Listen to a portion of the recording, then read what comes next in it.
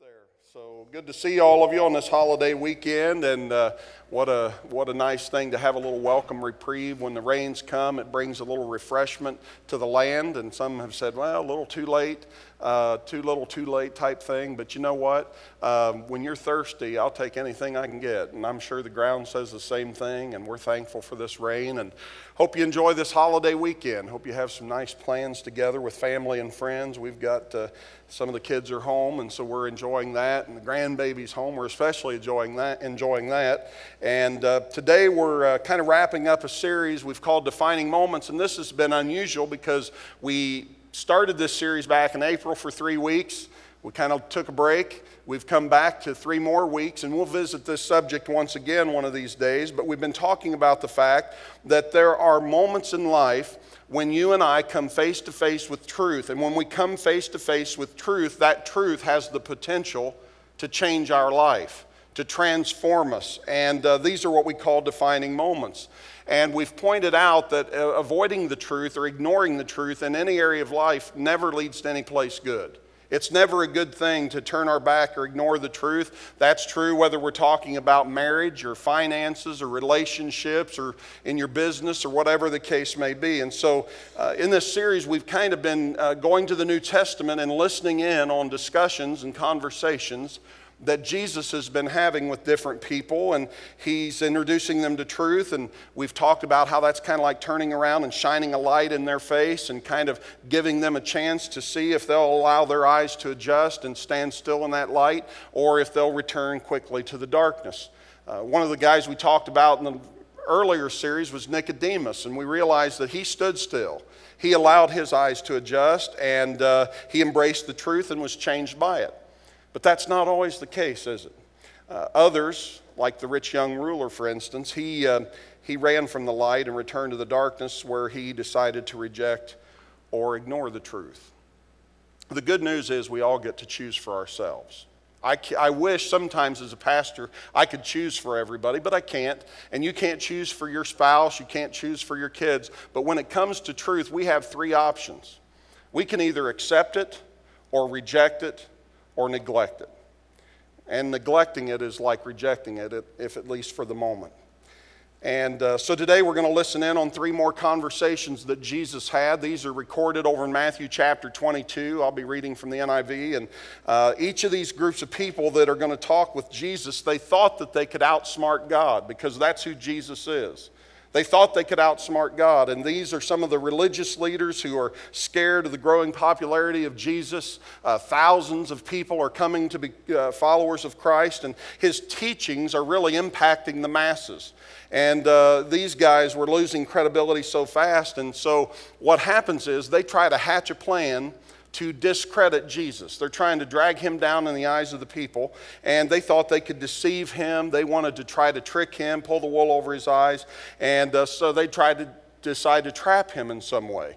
And to do that in front of a crowd of people, to humiliate him, and that was their goal, to embarrass Jesus and somehow protect their position of influence and of power. And so the bottom line is they're playing games with God, which is who Jesus is. And before we get too critical of these 3 groups, I think it's important that we look in the mirror. Because if we're honest, haven't we all done that?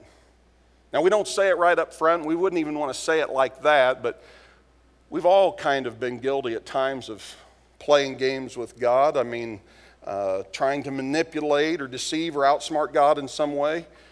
We don't like to admit it or call it that, but that's really what it is. We say things like, you know, God, I need your help, and if you'll just help me in this particular situation, then later on I'll do this for you. How about that, God? Why don't you help me out right now, and then I'll come through over here for you in some other way. We kind of try to negotiate or finagle some things with God. You know, help me, Lord. I mean, guys, you're going to be under conviction, so just be honest. But guys, have you ever prayed, Lord, if you'll help me get that girl? Have you ever prayed anything like that? Then I'll go to church every Sunday for the rest of my life. I will. Some of you, that's why you're here right now, because you got the girl. And some of you are here praying still for that girl, who knows. But we've prayed things like that, or, Lord, if you'll just help me. Right now, I've got to close this deal. I really need the money, and this is a big one, and look what this would mean to my career. And if I could just get this deal closed, or, Lord, I know I was going a little too fast, and I saw the officer go, and Lord, if you'll just help me not get a ticket this time. I've learned my lesson. I won't let this happen again. And maybe if you could let him pass on by, I'll throw an extra few bucks in the offering plate tomorrow. I'll do it. It's Saturday. I'll do that tomorrow morning. I'll take an extra $5 and I'll put it in there, and I know you'll be blessed by my obedience. We do those kinds of things, and it sounds kind of crazy, but and then as we get into bigger deals, as things escalate along the way, it's like, Lord, man, if you'll get me out of this mess that I've gotten myself into, I'll go to the mission field. I mean, have you ever been in one of those kinds? Or, Lord, get me out of this mess, I'll send my kids to the mission field. Maybe that's where you've been. What we're basically trying to do is get God to make his power available to us so we can get what we want.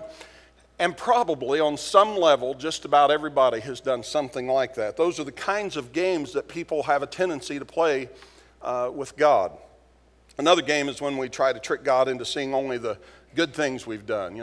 Lord, I know I did a little bad thing over here, but you know what? Look over here at all these good things. And, we start going through the list of good things like God's oblivious and he didn't see and he doesn't know. And so we're kind of playing games with him. People love to do that. We think we can pull the wool over God's eyes. But if we're not careful, when we do things like that, when we operate on this level, if we're not careful, we can lose sight of who God is.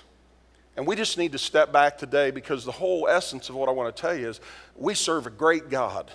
And I want you to understand who he is and what he's done. And I want to learn to approach him in the proper way as our great God. He knows everything. He sees everything. He never says, oops, never. And that's something that never comes out of his mouth. And there are some attributes of God that I'm going to list on the screen. And these are some things that are true only of God, nobody else.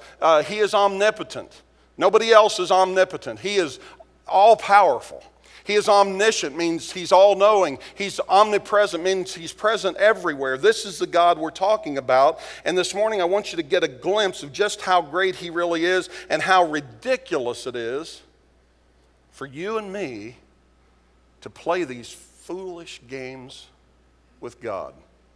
So we're in Matthew chapter 22, and I'd invite you to turn there with me. We're going to begin in verse 15 in a minute. As we gain a better understanding of who God is, I think you'll see that he is more worthy of our trust and our praise than maybe you've ever thought before. And as we learn to trust him completely, I think that helps us get to the place where all the games can cease. Each of the groups we're going to be looking at and reading about today played games with God, but as you're going to see, he's not playing along. Matthew chapter 22, verse 15. Then the Pharisees went out and laid plans to trap him in his words. And basically, these guys had obviously lost sight of who it is they're dealing with. Jesus is God in the body. They're dealing with God. They begin to try to butter him up with flattery in verse 16. They sent their disciples to him along with the Herodians. Teacher, they said, we know you're a man of integrity and truth. Have you ever had anybody do this? I mean, as soon as somebody comes to me and says, now we know you're a wonderful pastor, we know you're a great guy, and we know, I'm just thinking, okay, hold on, buckle your seatbelt, man, it's coming. Jesus had to know, here it comes, but they said, hey, you are a great teacher. You teach the way in accordance with the truth. You aren't swayed by men because you pay no attention to who they are. And they're going to try to force Jesus into taking sides in a conversation, in an argument really, and to be able to say with the Pharisees that people should not submit to Rome, or to say with the Herodians that yes, people in fact should submit to Rome. And so what's going on is whichever way Jesus goes, they think they've got him cornered because the other side can go tell on him. They've got him in this no-win situation, or so they thought. And in verse 17, they say, tell us, what is your opinion? Is it right to pay taxes to Caesar or not? Basically, they're talking about a poll tax here. It's a tax that every Jewish person had to pay, and it was a constant reminder to them that they were not in charge of their own destiny. And the question is not really, should we pay taxes to Rome? The question is, should we pay taxes to Caesar? And it's a well thought out question, because many of the people in that day would have thought to pay taxes to Caesar was really recognizing Caesar's divinity, because Caesar had claimed to be God. He considered himself God, and so to honor him by paying taxes to him, they felt like that this was a religious issue. And so, but Jesus didn't fall for it. Verse 18. But Jesus, knowing their evil intent, said, "You hypocrites, why are you trying to trap me?" See, Jesus knew where they were going. He always knows the intent of your heart. He knows your motivation. He knows what you're thinking even before you do, probably. And he knows our motives, and there are no games to be played with him. And this next verse, this is where the phrase "show me the money" comes from. Verse 19. Show me the coin used for paying the tax. And basically, if they have a coin in their pocket, they've already proven that they've bought into the Roman economy. They're already guilty of whatever it is they're trying to accuse him of, and that's why he called them hypocrites. And, not only did they pay taxes, they used Roman money, and so they acknowledged that Rome ruled Israel. So they basically dug around in their pocket, and they pulled out a coin. In chapter 22, verse 19, they brought him a denarius and asked him, "Whose portrait is on it, and whose inscription?" "Caesar's," they replied. Then he said to them, "Give to Caesar what is Caesar's, and give to God what is God's." It's kind of like Jesus is saying, quit playing games. I don't want to be involved in these foolish little games you're trying to play. Quit trying to manipulate the law. Quit trying to play games with me. Give to Caesar's what's Caesar's, and give to God what's God's. Verse 22, when they heard this, they were amazed and left him and went away. Now I want you to think about this scene. Jesus dismantled their entire plan in 2 seconds. They thought they had him cornered. They thought this was a no-win situation. There's no easy way out. He'll never be able to come through. They thought their plan was foolproof. No-win situation for Jesus. And now here they are 2 seconds later walking away with their tail between their legs. It's a good picture. It's kind of a humorous picture. I could just hear those guys saying, "Whose idea was that? Who come up with this stupid idea?" Can you just imagine they'd have been on the way up to the conversation? "Man, this is great. This is a good idea. No way can he come out of this, and we've got him now."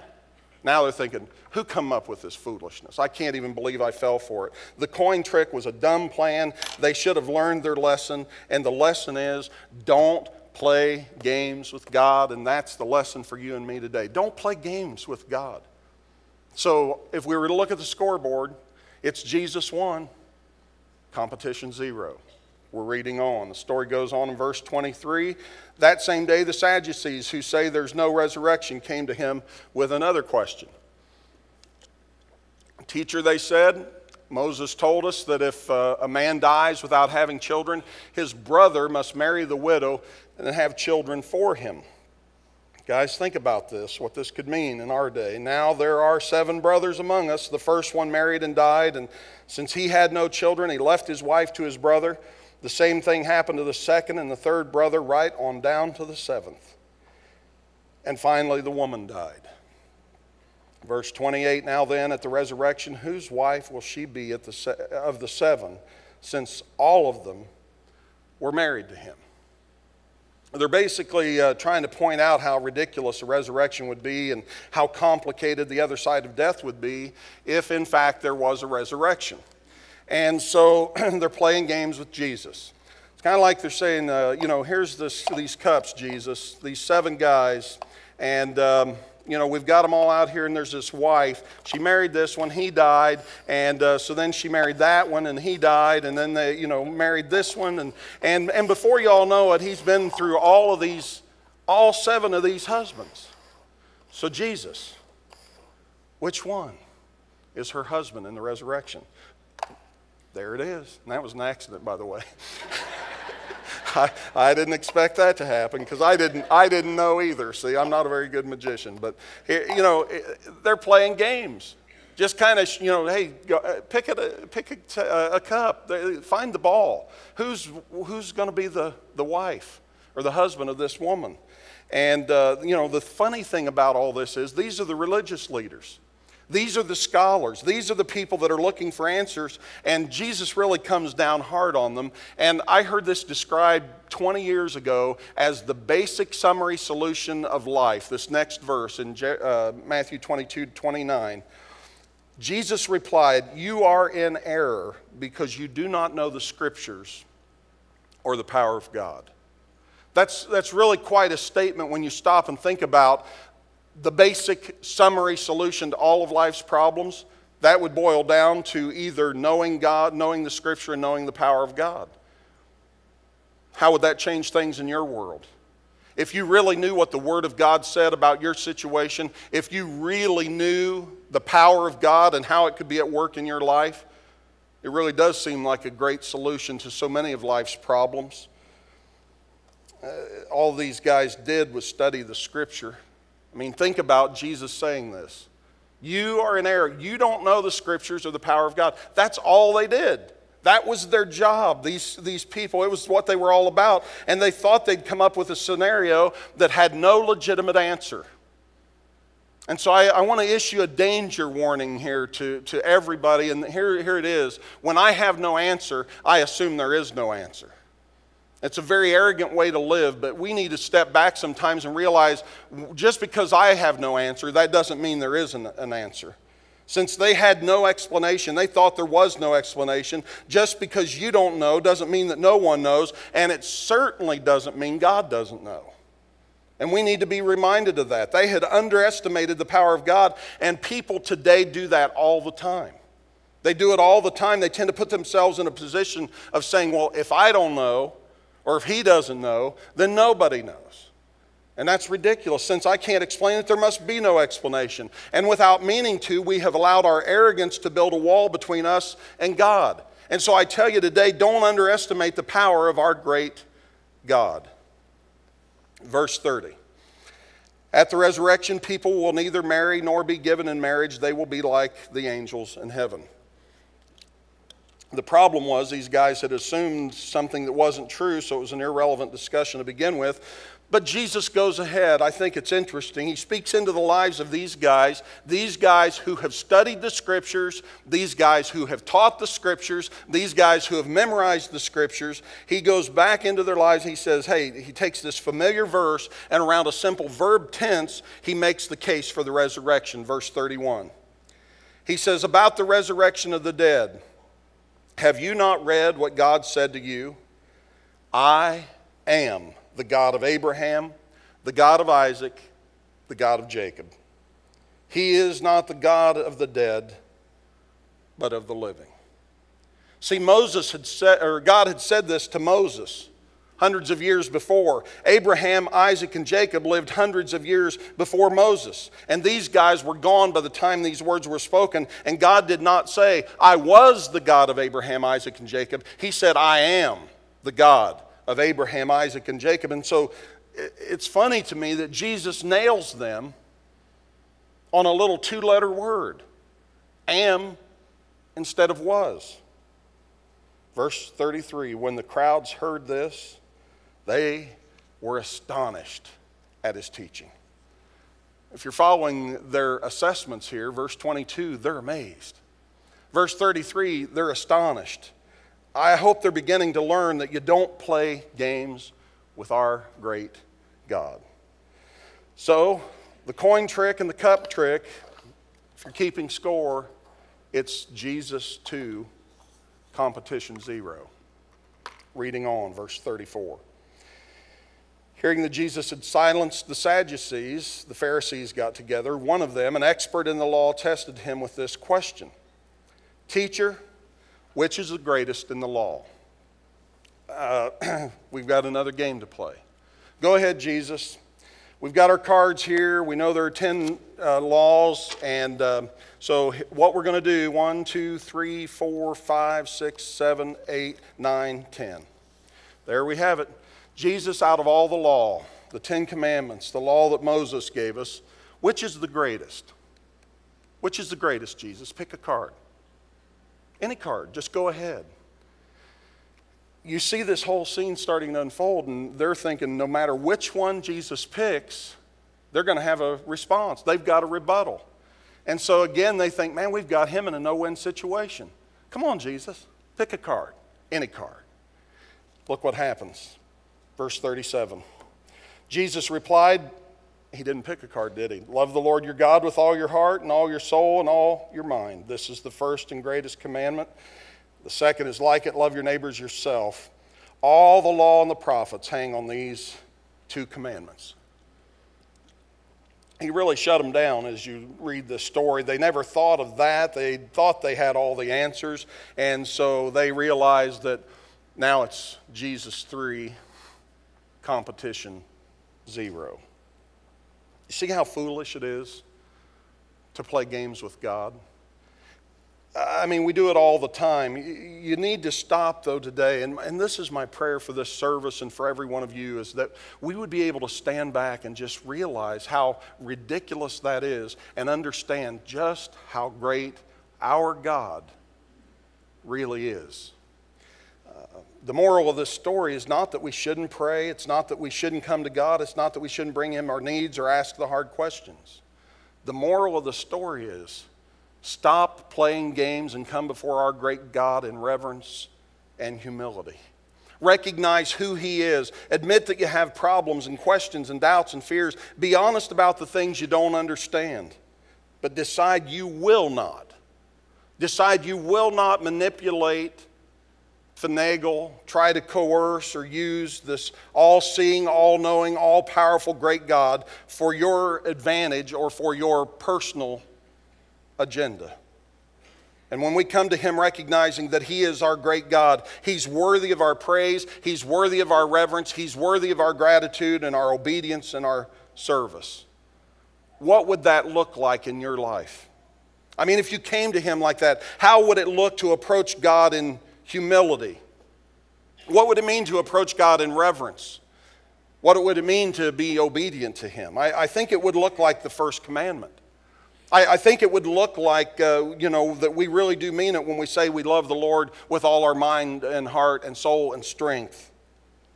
What's so amazing is the fact that our great God sent His one and only Son to die for us while we were still in our ignorance and our arrogance. And so much of this has to do with ignorance and arrogance. When we really get a glimpse of who He is, I believe it begins to generate such a love and such a respect, and that we'll want to honor and obey Him on the deepest levels possible. I believe we'll want to acknowledge the great God that we serve. And that's my prayer for you today, that you'll want to acknowledge Him in His fullness, in His grandeur, in His majesty, in His holiness. When you catch a glimpse of His glory, I think we'll begin to pray, God, your will be done. And we mean it, because we understand His way is better than our way. We want His will truly more than we want our will. I mean, what if you just made a decision today, right here in this service? What if you just said, Lord, I'm just going to let you be God? Now, I know that sounds crazy at first because you're thinking, well, God is God. But sometimes we try to be God, and sometimes we try to counsel God, and sometimes we try to show God what He ought to do or how He ought to act or how He ought to think or what He ought to do to operate in our lives. What if I just learned to trust Him completely? No more counseling God, no more advising God, no more telling God how it ought to be or blaming God when things don't go my way, no more trying to outsmart God. What if I just learned to trust Him completely and allow Him to be God? When you realize how great our God is, I believe it is a defining moment in your life. Defining moments on the level that we've been talking about over these weeks, where you come face to face with a truth that changes you and me. I believe it'll also mean that all the games are over. We won't have to play those games anymore because we've decided it's a new day. We're going to trust Him, and we'll approach Him in absolute reverence and humility. Absolute reverence and humility. That's the way you come before a great God. Several of you are a part of the one-year Bible reading plan, and if you're on track and you're doing that still as we move into what would be our 9th month in this process, This past week, we entered into the book of Job. We actually concluded it just here this week and have started into Ecclesiastes on the Old Testament portion of the reading. And if you were paying attention in the book of Job, he had a lot of questions. And he challenged God with a lot of things that he said. And God was very patient. But in chapter 38 and 39, it got to the place where Job had asked all of his questions. And God had a few questions of his own that he wanted to ask Job. As you listen to these questions, I just want you to think about the magnitude of our great God, because I think these questions that God asked Job helped him to realize just how great our God really is. And as you hear them this morning, I think they can help us remember just how great our God is as well. God bless you. Where were you when I created the earth? Tell me, since you know so much. Who decided on its size? Certainly you'll know that. Who came up with the blueprints and measurements? How was its foundation poured? And who set the cornerstone? And do you have any idea how large this earth is? Speak up if you have even the beginning of an answer. Do you know where light comes from and where darkness lives?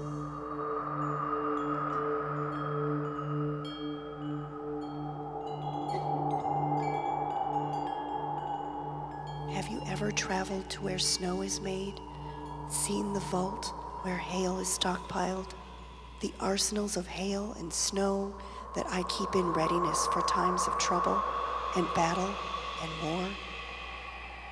Can you find your way to where lightning is launched, or to the place from which the wind blows?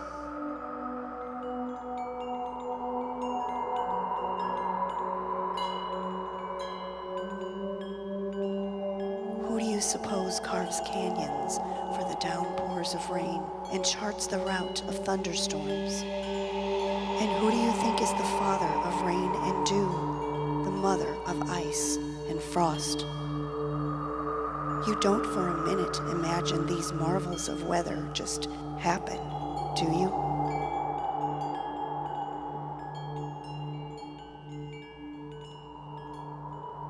Do you know the first thing about the sky's constellations and how they affect things on Earth?